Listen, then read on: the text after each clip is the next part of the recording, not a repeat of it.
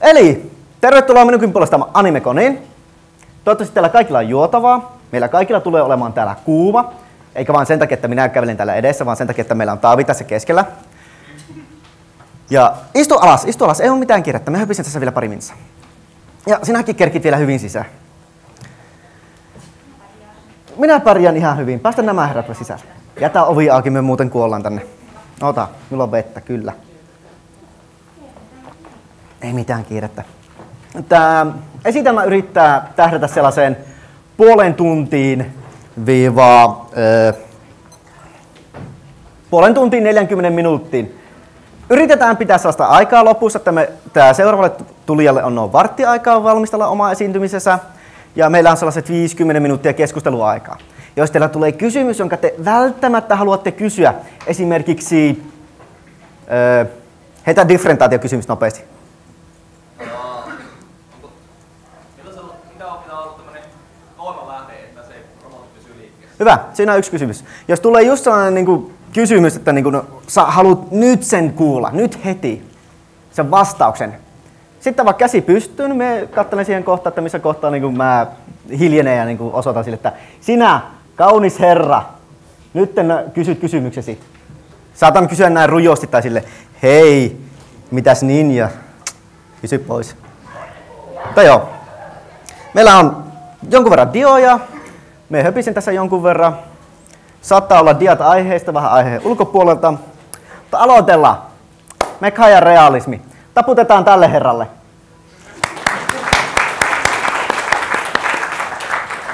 No joo, aloitellaan hiljalleen. Kertaa me puhutaan realismista, niin kaikki on meillä suurin piirtein käynyt alakouluja, varmaan yläkouluja. Osa on pyörinyt amiksessa ja osa on pyörinyt lukiossa ja veikka, että osa teistä jopa yrittänyt päästä jonnekin korkeamman tason koulutukseen, mutta kuka siitä haluaa, me kaikki ollaan oikeasti töissä. Niin, mehän tiedetään, että realismi on asia, joka puhuu oikeasta maailmasta. Oli se sitten kuvataiteessa, veistotaiteessa, kirjallisuudessa, ihan missä tahansa. Se on niin kuin, minä olen tässä, puhun teille, se on realismi, se on realiteetti, ja kuten me kaikki ikävä kyllä tiedämme, että te kuulette minua. No, sitten kun puhutaan niin mekhoista, niin mekhat tahtoo olla kohtuullisen usein skifiä. Sitten on näitä fantasiaa, sitten on slice of lifea ja vähän muutakin, mutta täällä nyt puhutaan vähän kovemman skifin puolesta. Ja kova skifi näin kauniisti herra Anonyymi kerran kuvasti, että kova skifi puhuu asiasta, mikä on mahdollista, fyysisesti mahdollista. Ja joskus kova skifi antaa vähän silleen periksi, että jotkut asiat saattaa olla hieman mahdottomia tai täysin ulkopuolella. Tulkaa vaan sisään, ei tässä mikään kiire ole. Niin yksi näitä esimerkkejä on tämä valonnopeusajo, että periaatteessa se on mahdollista, periaatteessa se ei ole mahdollista. Joskus kova skifi vaan antaa periksi, että se on sellainen enabling device näin englanniksi, koska en muista mikä se on suomeksi, että annetaan se nyt vaan tapahtua. FTL on olemassa. Nämä alukset pystyy kulkemaan 8 valovuoden niin kuin sekunnissa ja muuta tästä bla bla bla. Oletetaan, että nyt tämän paneelin aikana, tai paneeliesitelmän aikana, niin mekhat ovat mahdollisia. Me annetaan tämän verran periksi. Ja koska me puhutaan mekhoista, niin me keskitytään myös kohtuullisen paljon pelkästään hemmetin isoihin jättirobotteihin ja joskus vähän pienempikin. Ja näin ihan ekaksi sanotaan, mekha ei ole realistinen vaihtoehto koskaan.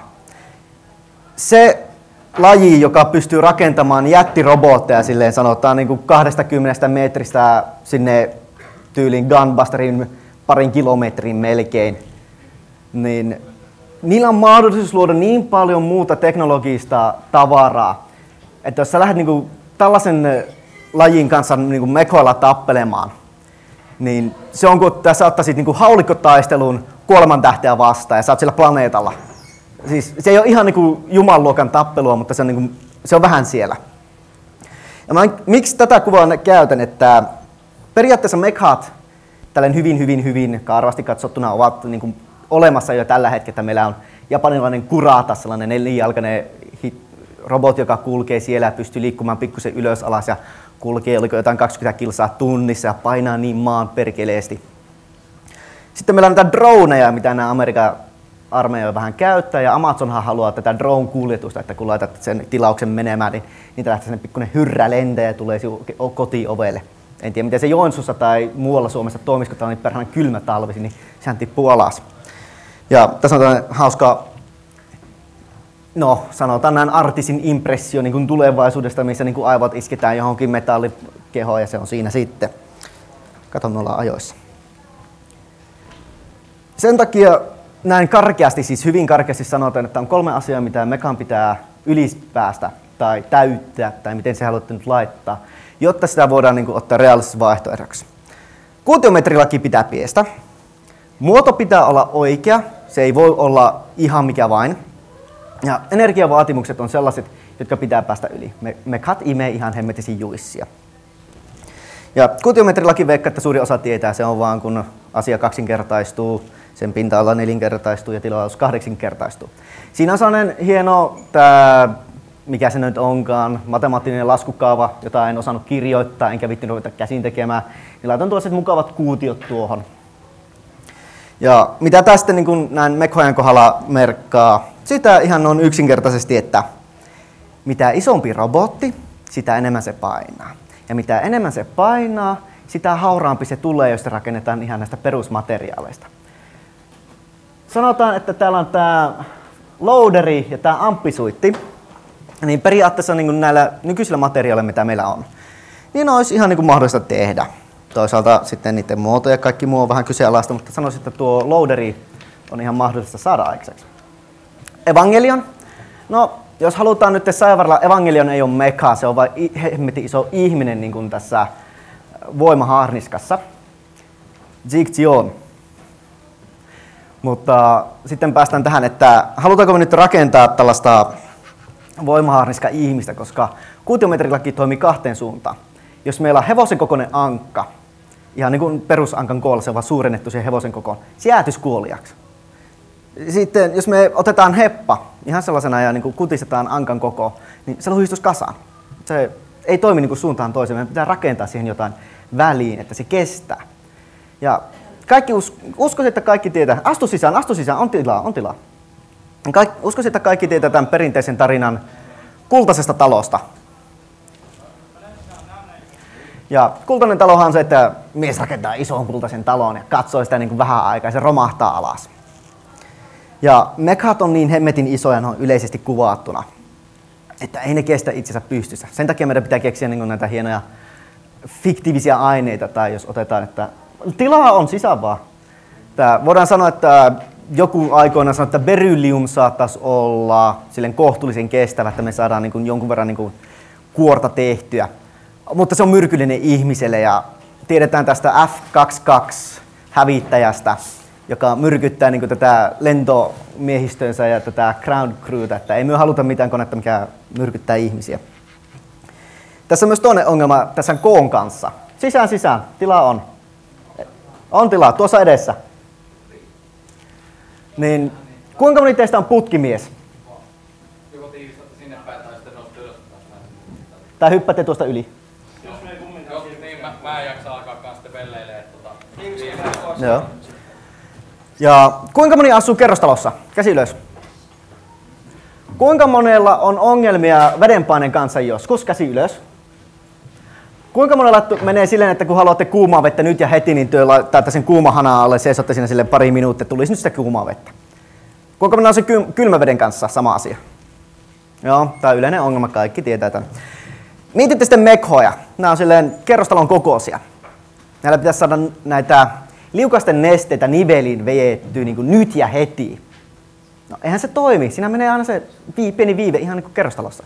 Sitten mietitte, kun alkaa mennä kuumaksi, niin pitää näitä viilennysnesteitä saada juoksemaan. Siis tämä putkistot isossa mekhoissa, jos ne reaalisesti puhutaan, on ihan järjetön. Jos haluatte saada sen nesteet heti tänne ja takaisin, niin se on insinööri-ihme, joka sellaisen tekee. Ja mä maksan 5 € sellaisella, joka pystyy tekemään sen verkoston. Jos ihan totta puhutaan vielä sitä painosta, niin meillä on tässä tämä Strike Freedomi. Niin se on niin kuin liian iso. Oli se sitten niin kuin Gundamium-aloista tai mistä tahansa rakennettu, se on ihan liian iso omassa koossaan, se luhistus alas. Ja se ei vaan luhistus alas, vaan tämä muoto on sellainen kiva, että sen jalat leikkais maan sisään. Kun katsotaan tässä tätä perus RX 782, niin se on hyvin tuollainen ihmismäinen. Ja se on niin kuin seison näin. Se on niin painava, että se oikeasti vaan uppoisi niin kuin maahan kuin maahan. Sen takia, jos niin kuin katsotaan, että jos meillä olisi realistinen Gundam, eikä se yksi yhteen pienoismalli, niin Gundam olisi enemmän tällainen hyvin pyramidimuotoinen. Ja huomaatte, että jalat on noin kanssa photoshopoittu noin hemmetin isoksi ja pää on jossain tuolla, että kuka nyt tuollaisella lähtisi menemään? Se on kuin sulla olisi sellaiset hemmetin isot pellikengät ja kaikki muut. Ja miksi tämä on? Painodistribuutio. Meillä on käytännössä näitä tällaisia hienoja metsäkone-mekoja, jotka jakaa sen painonsa monelle jalalle, liikkuvat miten haluat. No, kuinka moni haluaa tällaista pilotoida? Minä? Siihen saisi itse asiassa tykiin, mutta miksi sä haluisit siihen tykiin? Ei se ole mitään hauskaa. Se on totta. Tässä just tämä herra herätti hyvän kysymyksen, siihen halutaan tykki. Metal Gear Rex. Sanotaan, että se pystyy liikkumaan nopeasti kuin mikäkin gekko tai T-rex tai lisko, mikä haluaa, ja sillä se raidetykki ampuu ja liikkuu pois, se kukaan ei huomaa. Niin, se, että kun se ampuu, se jättää ihan järjettömän ison lämpövanaan, ja se raidetykki pysyy lämpimänä pitkään. Ja kun se Rex lähtee juoksemaan, niin se oikeasti vaan niin kuin kaatus alas ja pilotti siellä sisällä niin kuin menee muusiksi. Mutta tää on vähän tällaista saivartelua, mutta mä oon siinä aika pro. Joten tästä päästään tällaisen painon ja muodon kautta niin tähän ihmismuotoon, mitä Mekhalla suurimmaksi osaksi on. Okei, meillä on Lagan, joka on noin tämän kokoinen. Se on pää, jolla on kädet ja jalat. Okei, se on ihan jees. Mutta ihmismuodossa on niin monta huonoa pointtia, jos mietitään niin oikeasti vähän vakavammin. Yksi on pää. Teillä on pää. Te näette, te kuulette teidän päällä, te maistatte päällä. Sama juttu vähän Mekhoissa, että niillä on kaikki informaatioklusterit päästä, että ne näkee siellä, vaikka niillä on ympäri kehoa niin nämä pieniä kameroita yleensä, niin sillä on päävisirissä, aina se pääkameralla se näkee. Ja kun se menee paskaksi, niin se aina tulee, että voi ei, main camera down, must switch on. Ja se on siinä. Pää menee Mekha alas hyvin usein, hyvin nopeasti. Toinen on sitten, että tuonne yläruumiiseen aina laitetaan ihan hemmetit tavaraa ja tehdään jaloissa sellaiset pikkuset tikut, koska se näyttää nopealta. Se on ihan design pointti, mutta puhutaan designista joku toinen kerta. Sitten mietitään niin kuin ihmisen ruumista. Kätelkää vierestä ihmistä, jota ette tunne. Kokeilkaa ihan vaan sitä nyt.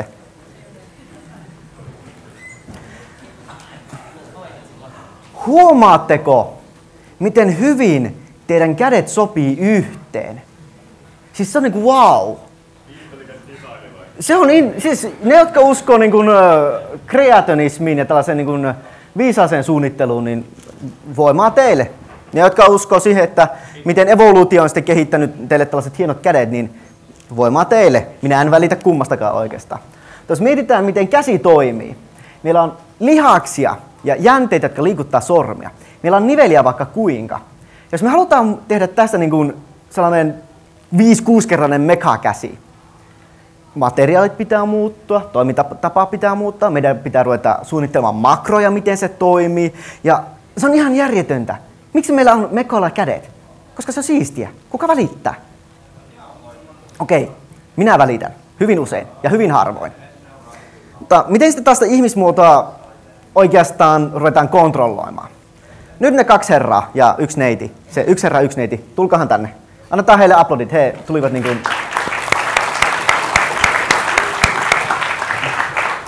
Ja nyt kysytään äänikkäästi. Kumpi haluaa olla Mekha, kumpi haluaa olla pilotti?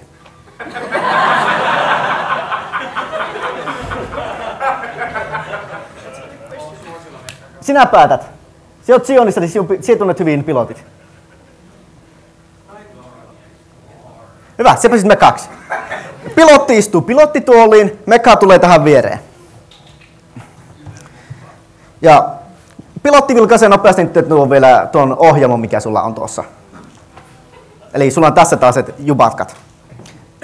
Okei, puhutaan nyt näistä toimintamakroista, miten tämä menee ihmismuotoon. Miten ohjasit Mekhan kääntymään vasemmalle?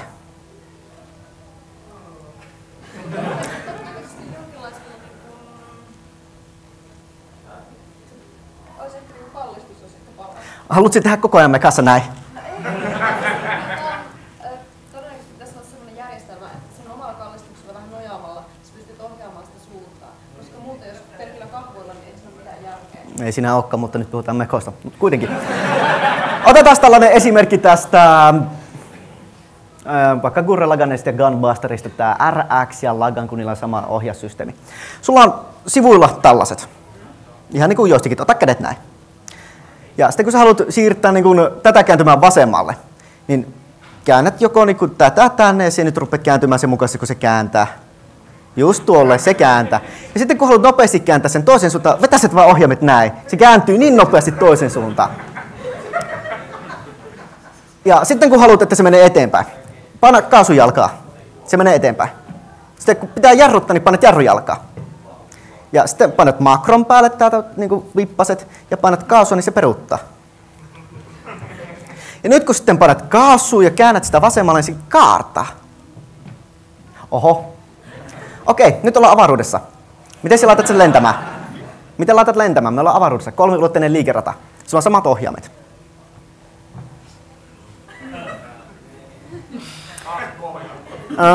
Kaasupohjassa menee suoraan eteenpäin.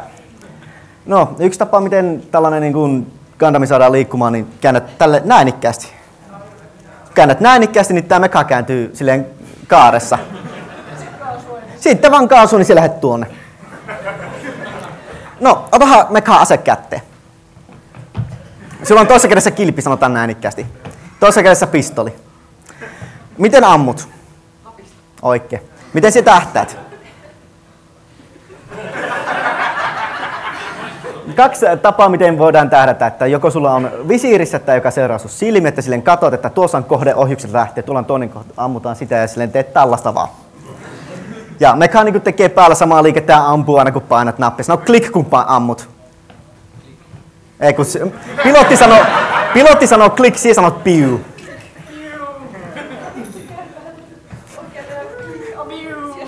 Kyllä, tuo on yksi tapa. Toinen tapa on, että sulla on hattukontrolli tuossa peukalossa, jolla se sitten liikuttelet vaikka kursoria ympäriinsä ja meka sitten liikkuu sen, niin aseetta liikkuu siihen mukaan. Nyt sä katsot tuon peukaloon, miten se liikkuu, jos sä rikuttaa asetta oikein. Okei, nyt sä heität mäkeen sun ylimääräiset haarniskat, niin kun teet sellaiset makronappaukset täällä. Noin, just.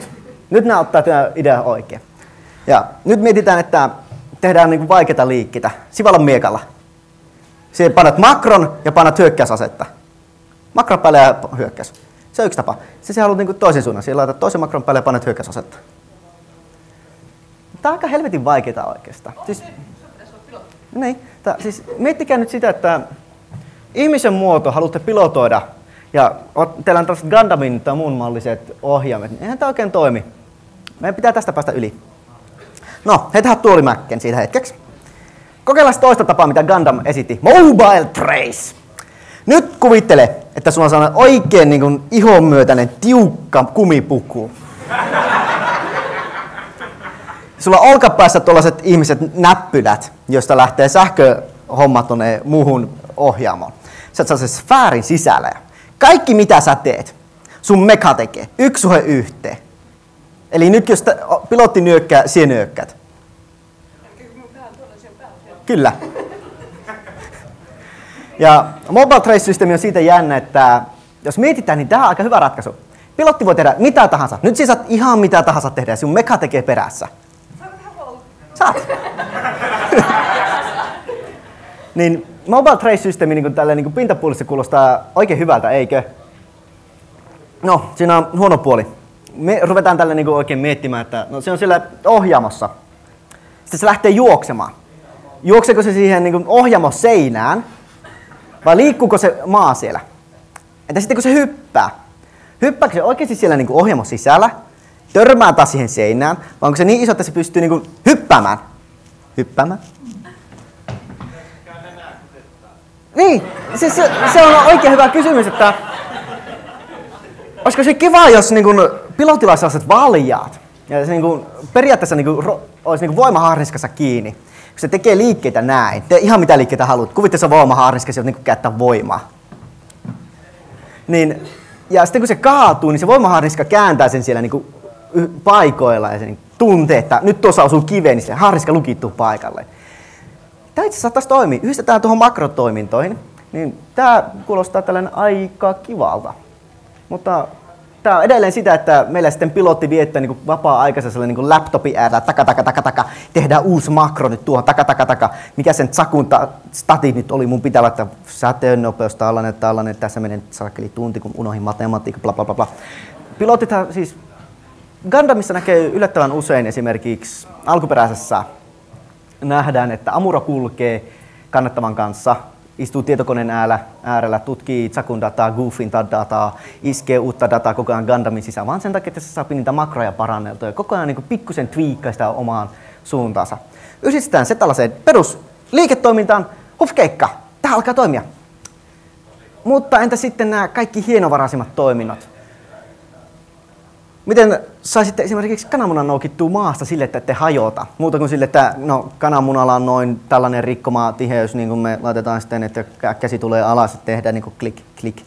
Se on tylsää. No, ajatusohjaus. Mehän kaikki tykkäämme siitä psyykkisestä voimasta, mikä meillä on. Ja okei, nyt se pääsettäisiin istumaan. Ja nyt pilotti. Ajattele jotain ja sun meka tekee se.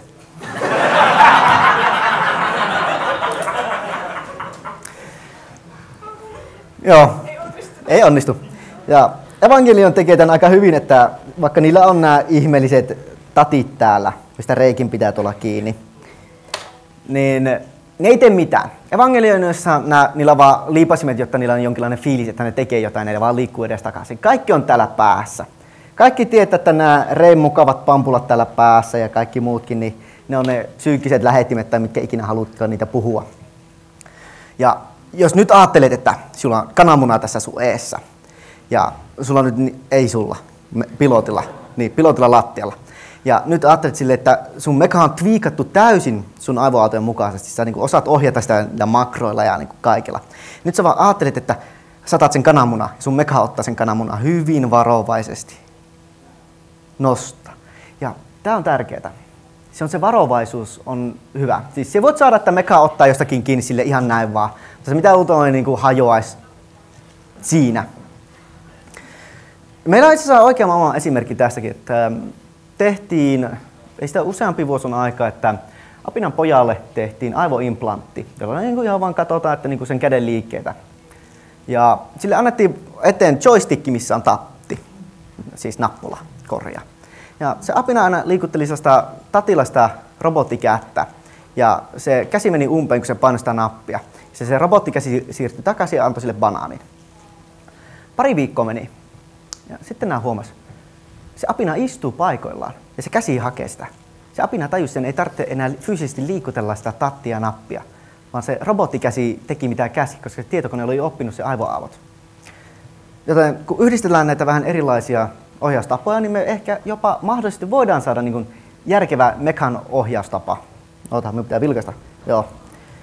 Minä kiitän teitä kahta. Kumpi teistä oli Tähtisota-fani? Onneksi olkoon. Kiitos osallistumisesta. Kiitos. Onneksi olkoon. Aplodit ihan kunnolliset. Kannattaa tulla mun esityksiin, saa lahjoja. Mutta kaikki tämä liikkuminen, hyppiminen, munan noukkiminen maasta kuluttaa energiaa. Jos mietitään esimerkiksi Zone of the Endersin Jehutia, mistä se sapi energiansa? Metatron-kuutio, kaikki valo lentää. Energia on tullut takaisin. Okei. Antaa mennä. Jos puhutaan näin realistisesti, niin tässä on Mazinger Z:n statit. Korkeuspaino. Tämä on yllättävän realistinen niin kuin ensimmäiseksi superrobotiksi. Sitten katsotaan tuota lähtötehoa. 65 000 heppaa. Mulla ei ole mitään hajua, miten vahva hevosvoima on, joten te tiedätte. Mä luotan teihin nyt ihan täysin. Mutta sen mä tiedän, että tää on ihan hemmetisti heppaa. Isolle robotille. Ja se vaatii ihan järjettömästi energiaa. Meillä ei ole mitään patteria, meillä ei ole mitään bensaa, meillä ei ole mitään generaattoria, mikä pystyisi tunkemaan mekaan ihan älyttömästi virtaa, että se pystyisi juoksemaan 360 km/h.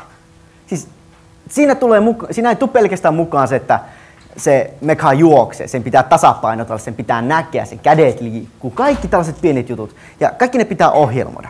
Sitten lisätään vielä aseistukset. Fotonisädeet silmistä, se vaatii ihan järjettömästi energiaa. Breastfire, se vaatii itsessään ihan järjettömästi energiaa.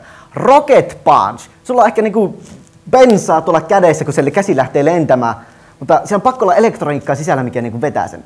Mietitään, että Mazinger Z vaatii monta paikkaa, missä sillä on bensaa, monta paikkaa, missä sillä on sähköakkuja, tai no, se käy fotonisäteillä, niin se vaan vetää sitä. Ja se niinku rupeaa miettimään, miten paljon yksistään niin avaruuteen pääseminen raketilla on. Se on enemmän energiaa vaatii niin tällaisen robotin liikuttaminen kuin edestakaisin matkailu avaruuteen. Se on paljon. Sitten te haluatte kaikki juoksemaan sähköllä. Otetaan esimerkkinä Mavlav Alternativen Tactical Surface Fighterit. Ne toimii pääosin sähköllä. Niillä on sellaiset hyppyyksiköt tässä lanteella, että kun ne haluaa boostata itsensä, niin sieltä tulee sellaiset suihkut ja ne hyppää pitkälle. Mutta ne toimii pääosin sähköllä. Ja ne pääsee vähän sen painorajojen muiden yli sen takia, että niillä on tää sähköiset, mitkä ne nyt onkaan, lihakset, kyllä kiitos. Ja ne vaan menee sillä tavalla, mutta sekin vaatii ihan älyttömästi sähköä. Sitten mietitään, että aseistukset. Mazinkaserin Fire Blaster vetää tuollaisen metalliblokin. Sanotaan, että se on terästä, kun se on noin iso. Se on noin 2 kertaa syvempi kuin Mazinkaiser. Ja Mazinkaiser on noin 3 päätä korkeampi kuin Mazinger Z. Et sanotaan, että se on siinä 50 metrissä ehkä vajaassa. Se Fire Blaster iskee tuohon metalliblokkiin. Se metalliblokki muuttuu melko heti punaiseksi. Sekunti myöhemmin se vetää sitä läpi. Sillä on yhden tällaisen kilotonnin yieldi pienelle alueelle jatkuvana syöttönä. Se on ihan järjetön määrä energiaa. Ja 1 kilotonnihan on niin kuin tällainen taktinen ydinase. Miettikää nyt, jos teillä on kädessä tällainen pieni kuutio. Ja te räjäyttelette siellä peräkkäin niin ydinaseet. Mistä te saatte se energian siitä? Miettikää se energian vaatimus, mikä siinä on. Se on siellä, hyvä. Laskeskelin äsken äskeistä kiloteholähtötehoa. Se on sama 1,5 kertaa niin paljon kuin siinä uudessa liitteessä on moottorisähkötehoa. Oi kiva. Mutta se on vain yhdelle aseelle. Ja mietit, että se on jatkuvalla syötöllä. Monta kertaa. Se on. Ja sitten laitat siihen fotonisäteet. Glacier beamit. Mikä se olikaan nyt tämä Turbo Smasher Punch. Gigant Missile. Kaikki tällaiset, niin en mä tiedä. Suoraan sanottuna, niin meillä ei ole tällä hetkellä oikein sellaista teknologialla, me vaan saataisiin tehtyä tarpeeksi energiaa mekoihin. Kato, meillä on sopivasti 27 minuuttia. Siinä. Ydinfuusio on mahdollista, mutta meillä ei tällä hetkellä ole sitä. Tai no on, mutta miten saadaan? Ja sitten toinen on, kaikki haluaa niin kylmäfuusiota ja muuta tällaista, mutta se vaatii vain älyttömän isot tilat. niin. Tässä on hyvä esimerkki alkuperäisessä Mobile Suit Gundamin The Origin mangassa. Justiinsa tuli uusin kirja ulos, missä on tällainen hieno, että siellä on tämä alkuperäinen Mobile Worker, MS-01. Joka on sellainen hemmetin iso niin kuin köntys ja sillä on saakeli iso generaattori selässä. Ja tämä herra Minovski on sille, että no, me saadaan vuodessa niin kuin tehtyä sellainen kompakti mikrofuusioreaktori Minovski-partikkeleille. No, ne tekee sen, mutta ei meillä ole Minovski-partikkeleita, mistä me voidaan tehdä niin kuin mikrofuusiota aikaiseksi. Jos te luotte sellaisen, tai löydätte sellaisen ihme partikkeli, jolla me saadaan niin kuin energiaa, häiritään radioaaltoa ja kaikkea muuta, mä haluan tulla teidän koekaniiniksi, ihan suoraan. Meillä olisi 4. pointti, mutta koska nämä 3 on ne tärkeimmät, niin me ei tästä 4. puhuta. Ja nyt puhutaan 2 esimerkistä. Toinen on hyvin tunnettu Superrobot-sarja, tai miten sä haluatte nyt sanoa sen. Toinen on ehkä vähemmän tunnetumpia, on sellainen oikein vähän sanotaan niin kuin rujosti realistinen. Gunbuster. Kuinka moni on katsonut? No hyvä. Te, jotka ette ole kattonut, tulee tämän verran spoilereita, mutta tämä on 30 vuotta vanha sarja, niin get on the show. Gunbuster tunnetaan siitä, että se on kohtuullisen realistinen tietyissä asioissa. Avaruustaistelut seuraa hyvin pitkälti tiettyjä sääntöjä, mitä avaruustaistelussa yleensä onkin. Pitkiä matkoja, hyvin nopeita nopeuksia, sädeaseet on vaan sellaisia säteet menee heti. Okei, siinä on mekoja. Toinen on sitten, että mistä se tunnetaan ehkä eniten, on tämä aikadilaatio. Kohde menee nopeammin, kohteessa aika kulkee hitaammin kuin ulkopuolella. Se, joka kulkee autossa 100 kilometriä tunnissa monta tuntia putkeen, niin on sen ehkä sekunnin puolen nuorempi kuin se tyyppi, joka kulki bussilla. Ja tässä on muutama esimerkki, otetaan sarjasta tämän aikadilaation ohelta. Että siinä on kohtuullisen aikaisessa vaiheessa sarjaa, niin tulee kohde tällaisella niin kuin varppinopeudella kohti tätä aurinkokuntaa. Ja tämä päähahmon Noriko sitten oman tiiminsä kanssa lähtee, että meidän on nyt niin kuin tutkittava, mikä tämä on. Sanotaan, että heillä on tuvan sisällä, että 18 minuuttia aikaa tehdä tämä tehtävä. Jos menee vähänkään yli, niin se tuntuu kuukausina koko tehtävän annossa. No, nämä sitten kiihdyttää valon nopeuteen, pääsee sen kohteen mukaisesti ja paljastukin. Se on avaruusalus. Se on Norikon isän avaruusalus, joka vuosia sitten tuhoutui taistelussa. Ja Noriko tietenkin menee ihan niin kuin fiiliksiin, menee huutamaan isäänsä ja sitten pääsee sinne komentosillalle ja katsoo. Taistelusta on kulunut vain 3 päivää. Miettikää tätä. Teidän isä, joka lähti avaruuteen puolustamaan maata, tulee alusta takaisin. Siinä on vain 3 päivää sinne kulunut. Suhteellisesti. Se on aika kova shokki. Tuntuu ihan minullakin täällä. Ja sitten kun Noriko palaa takaisin, niin tämä tehtävä menee parilla sekunnilla yli. Ja täällä tukikohdassa ovat kuulleet jo valmiiksi, että mitä on tapahtunut, miten on tapahtunut, ovat jo niin kuin tehneet asiansa siellä ja heillä on kulunut yli puoli vuotta jo aikaa. Ja Noriko tulee takaisin ihan shokissa. Kukaan ei pysty oikein ottamaan minkäänlaista lohdutusta. Mitäpä siinä? Toinen esimerkki on sarja yksi suurimpia taisteluita, Exelion-projekti, missä heitetään tämä vanha avaruusalus Exelion vihollisten keskelle ja sen moottori räjäytetään ja luodaan musta aukko, jotta saadaan tuhottua niin kuin tämä avaruushirviöparvi. Sellaiset taas noin 20 minuuttia kestää taistelu näille päähahmoille, samalla kun toisen hahmon rakastettu on sairaalassa 6-8 kuukautta ja tälle henkilölle on annettu noin 2 kuukautta elinaikaa. Se tuntuu täällä aika pahasti, vielä enemmän täällä. Ei mikissä, vaan sydämessä. Sarjan lopussa räjäytetään sitten hemmetin iso mustan aukon pommi galaksin keskustassa. Ja kaikki nämä nopeudet, kaikki gravitaatio, mitä siellä tapahtuu, ne on ihan järjettömiä. Ja ainoa tapa, millä se pommi saadaan räjäytettyä loppujen lopuksi on, että Gunbuster itse menee sinne ytimeen ja iskee toisen näistä generaattoreista suoraan siihen ytimeen ja käynnistää sen ketjureaktion. Ja siinä laskettiin, että siinä on noin, oliko se jotain 14 000 vuotta kuluu, että he pääsevät sieltä pois oikeassa ajassa. Kaikki on kuollut. Maa on muuttunut.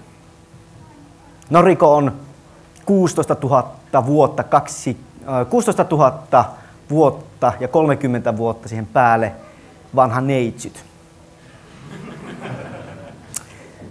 Tällaisia aikoja tämä aikadilaatio tekee, mutta Gunbuster on sitä jännä, että se heittää tämän realismin vähän ikkunasta ulos, että niillä on psyykikkoja ja delfinejä, jotka toimii niiden navigaattorikoneina. Ja se on sillä, että kaverin kanssa katsottiin tämä uudestaan vähän aikaa sitten, katsottiin sitä vähän aikaa, että okei, Skifissä on hyvin usein psyykikoita, vaikka en tiedä kuinka moni teistä uskoo, että psyykikkoja on oikeasti olemassa, mutta näin realistisesti ei. Sitten niillä on delfinejä siellä. Okei. Jostakin susta tulee aina Dyynin mieleen ja siellä on niitä hemmetin isoja olentoja tankissa leijuu, niin se tulee vähän siitä. Tää on vielä sellaista, että kyllä tää vielä menee läpi. Mutta tämä sitten. Niillä on aluksia, jotka liikkuu avaruudessa kirjoittamalla fysiikan lait ympärillään puhtaalla matematiikalla. Kauniisti kaveri sanoi, että nämä liikkuu teknobablella. Tää on Star Trek Voyager-luokan bullshittia tämä tässä. Tää hyvin kaunis sarja on. Suosittelen tätä kaikkia katsomaan ja vilkuilemaan, että minkälainen se on. Siellä on myös jatko-osa, joka on huomattavasti humoristisempi ja 2000-lukumaisempi. Mutta puhutaan sitten tästä melko inhorealistisesta sarjasta. Flag, 2006-sarja. Kuinka moni on nähnyt? Hyvä. Ei kovin moni. No avataan teille Flagin tarinaa. Perusideana on, että meillä on tämä valokuvaajanainen, joka on ottanut eräästä lipusta ikonisen kuvan, joka tällaisessa vähän niin kuin intiamaisessa maailmassa tai maassa, vetää se ison kuohun ja siitä tulee sellainen rauhan ja niin kuin yhtenäisyyden symboli, koska siinä näkyy 2 rukoilevaa varjokuvaa suoraan sen lipun läpi. Mitä tekee, ja tämä niin kuin sarja voisi olla ihan vaan tämän perinteinen niin kuin Commando YK-meininkiä, mutta tämä ohjaaja halusi erikoisen näköisiä mekhoja siihen. Ja Havik, mikä tässä nyt näkyykin, niin on hyvin jännä mekha. Se on realistinen, mutta se muuntautuu. No, kuutiometrilaki ei oikein tykkää sulla muuntautuvaa mekhaa. Miettikää, sulla on Macrosin Variable Fighteri, lentää sinne älyttömän nopeasti, iskee moottorit päälle, heittää jalat ulos ja kääntyy. Oikeasti se vaan hajoisi kappaleeksi ja kaikki muut lentäisi niinku tuohon suuntaan ja pilotti niinku olisi palasina. Mutta Häviikki, mitä se tekee? Se on normaalisti tällainen vähän niin kuin hiekkakirpun näköinen 4 pyörällä menevä. Tässä niin kuin statista näkee, että kun se nousee seisomaan, niin se on 4 metrin korkea. Okei, se ei ole mitenkään liian iso. Me pystyttäisiin rakentamaan 4-metrinen mekha nyt tänä päivänä. Se ei olisi mitenkään käytännöllinen, se liikkuisi hyvin hitaasti. Hävikki tekee sitä. Se kävelee näin. Hyvin, rauhallisesti, hitaasti. Se pystyy hyppimään myös sivuuttain. Ja se on siinä, että sillä ei ole mitään erikoista ammusta. Sillä ei tee sinkoa. Sillä on vaan niin kuin pitkän matkan sniperitykki. Ja tuo kanuna tuossa leuassaan periaatteessa. Se vaan niin kuin ampuu se brrrp. Ja itse olen katsonut vähän liikaakin tuosta inhorealisista sotamateriaalia, missä näkyy, että on sellainen pimeä kuva, vähän heiluu, on se tähtäin tuossa kuluva brrrp ja lentää niin kuin luote ja vanana ja niin kuin kuluu. Taistelut kuvataan hyvin pitkälti tällaisena flagissa. Ja tässä ette ikävä kyllä näe kovin hyvin, koska sarjassa kuva on niin hemmetin tumma. Mutta perusohjaamassa, että sillä on periaatteessa PlayStation-ohjaaja tässä. Ja nappeja siinä. Mutta kuten nähdään, siitä loppui nyt viimekin se akku. Tässä, niin nämä on neurojohtimia, mikä juoksee Hävikin sisällä. Ja ajatusohjaus toimii siinä täysin tukena. Ja sarjassa yksi Hävikki tuhoutuu ja ne viettää yhden kokonaisen jakson vaan säätään tätä uutta Hävikkiä, laittaa niin kuin kaikki mutterit, pultit takaisin tiukoille, vähän niin kuin maalausta, ja niillä kestää 1 yö pelkästään uploadata koko päivän niin kuin testitulokset sinne. Suosittelen katsomaan, tämä on hyvin suhteessa, lopun pystyy ennalta arvaamaan ekasta jaksosta, koska death flagit pyörii niin kuin heti siinä. Mutta sarja on erittäin hyvin käsinkirjoitettu, äärimmäisen kauniisti animoitu, hyvin erinäköinen mitä normaali anime yleensä. Ja se, että niin kuin, nämä Hävikit on jänniä. Niillä ei ole mitään sellaista, että minä olen super-yber-robotti, minä menen ja tapaan kaikki, vaan niillä on hyvin spesifinen rooli siitä, mitä ne tekee, miten ne tekee. Ja ne sanovat sarjassa ihan suoraan, että me emme ajattele tätä tankkina, ajoneuvona, hävittäjänä tai mikään. Tämä on exohaarniska. Ja se johtaa just siihen ajatuskontrolleihin. Me ollaan aika hyvin ajoissa. Ja ihan niin kuin viimeistelyksi mietitään, niin mekha on hauska. Ei viititä ottaa sitä niin kuin tämän jälkeen niin kuin koko viikonloppuna silleen liian realistisesti. Ajatellaan vaan sitä, on se hieno kun mekha tulee, huutaa, vetää sen niin kuin salaman miekan tuohon, siitä tulee niin kuin kilometrin pituinen ja se heiluttaa ja huutaa ja ampuu rinnostaa nännisäteitä ja muuta. Ajatellaan, että se on hauskaa vaan. Minä haluan kiittää teille kaikille osallistujista. Käykää vilkaisemassa blogia ja haukkukaa minua sähköpostilla, jos haluatte. Kiitoksia ja otetaan kyselyjä nyt sitten. Onko mun klubista, että tuliko sulle PTSD ja alternatiivista? Siet usko. Mä luin just sen, sanotaan näin kauniisti, jompauksen. Ja seuraavana päivänä menin tälle kokoukseen, se on laajempaan suunnittelija- ja bisnesmieskokoukseen. Jollakin oli herätyskello repussa. Mä olin nukkunut 2 tuntia sinä yönä. Ja silleen mietin, että ei helkutti, Marimo. Sitten herätyskello lähtee soimaan. Me kuulen sen tuo 119 hälytyksenä. Me nousen pystyyn. Kaikki hiljenee. Me näkyy, että me on ihan punainen ja me kuulen kaikki sen puheet, että ne pienet pirun muurahaiset kulki siellä. No ihan kylmässä hiessä, hiljaa lasketun takas. Mulla on onneksi kaveriporukan kanssa pelasi samaan aikaan, kun tehtiin ryhmäterapiaa, siellä käytiin saunomaan ja käytiin vaan sen läpi siellä, niin elämä on poikki. Joo, siis sanoit, että Mavlav on niin kuin näin lähellä sydäntä ja jos se vihaat sumikaan, niin me vien sinut ladon taakse aamuun. Meidän on parempi. Kaikki on yhtä hyviä. Ei, kaikki on. Kaikki yhtä hyviä.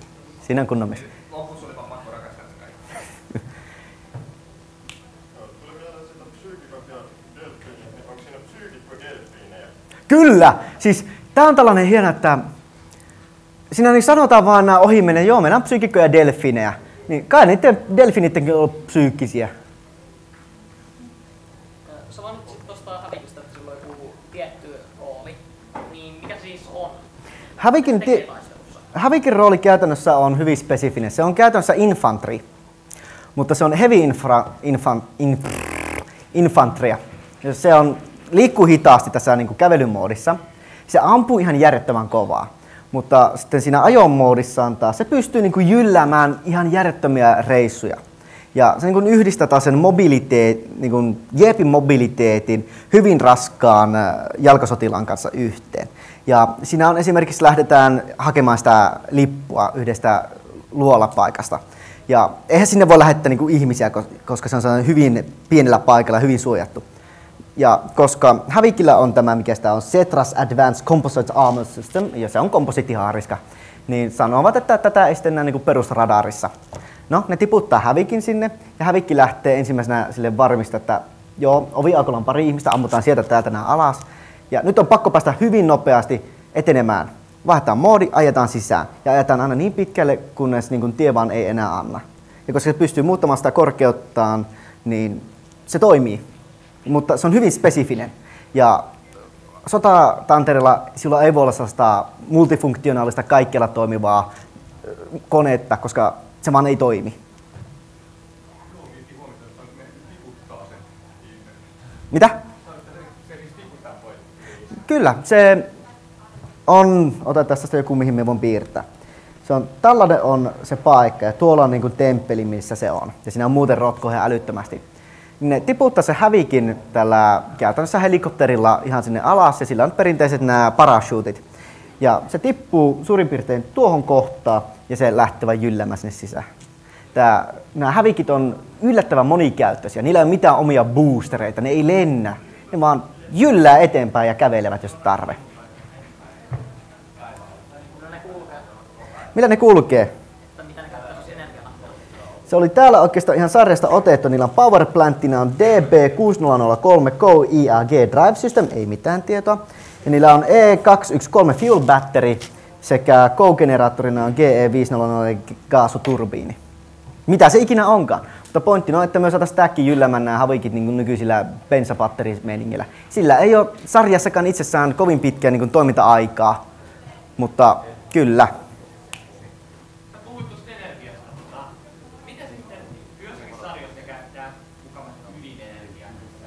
Joo, otetaan esimerkkinä vaikka Gundam Seed. Joo. Niillä on vaan tungettu tää niinku käytössä fuusioplantti sisään. Ne on vaan niinku tehnyt sen pieneksi ja se vaan jyllää sillä. Sillä ei ole mitään muuta selitystä, että sillä on ydinenergia. Me ei selitetä.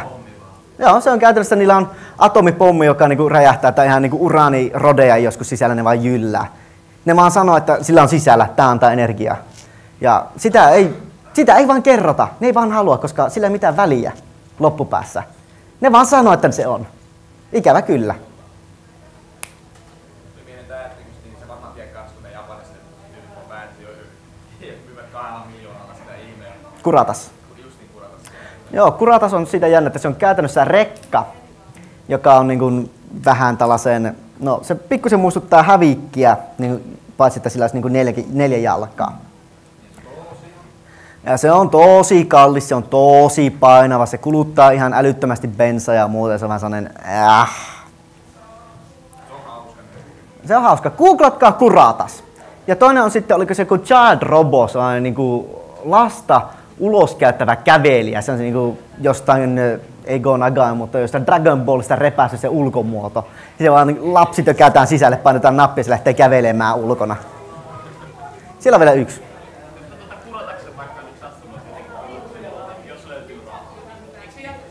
Se jäisi tullin. Kuratas on täysin laiton Suomessa. Sieltä saa sitä niinku...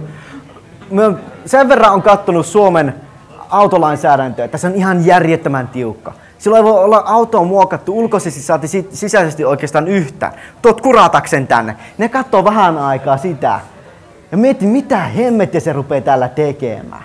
Kyllä se Suomeen saa tuoda, että siitä tieliikenteessä. No tieliikenteessä et lähe. Se on hyvä pointti. Viet kurataksen mökille. Sillä lähdet sillä relleistämään hiekkatiellä. Mutta meillä on tasan 46 minuuttia mennyt. Kiitoksia osallistumisesta. Annetaan teille aplodit.